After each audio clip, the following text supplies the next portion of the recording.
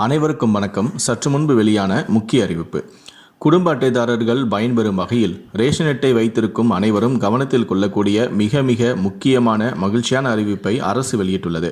இதை பற்றி விரிவாக தெரிஞ்சுக்கணும்னா இந்த வீடியோவை கடைசி வரைக்கும் ஸ்கிப் பண்ணாமல் முழுமையாக பாருங்கள்.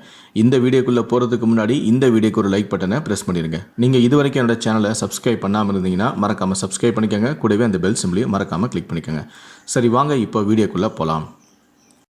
நாட்டில் உள்ள அனைத்து குடிமக்களுக்கும் மருத்துவ சேவைகள் கிடைக்க வேண்டும் என்பதற்காகவே கொண்டு வரப்பட்ட திட்டம்தான் ஆயுஷ்மான் பாரத் பிரதான் மந்திரி ஜன் ஆரோக்கிய யோஜனா திட்டமாகும்.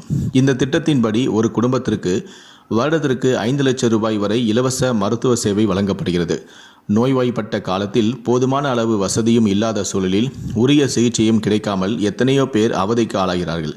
இதனால் கடன் வாங்கி சிகிச்சை மேற்கொள்ள வேண்டிய நிலைமைக்கும் ஆளாகிறார்கள்.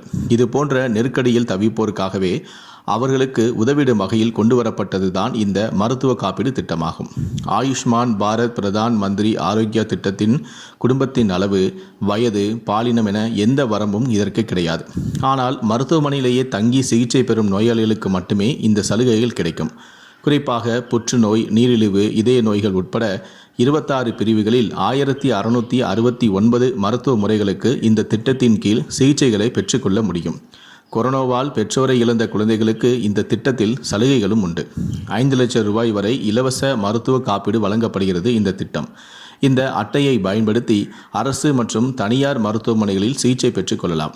செல்போனில் ஆன்லைனிலேயே இந்த ஆயுஷ்மான் கார்டை நீங்கள் பெற்றுக்கொள்ளவும் முடியும்.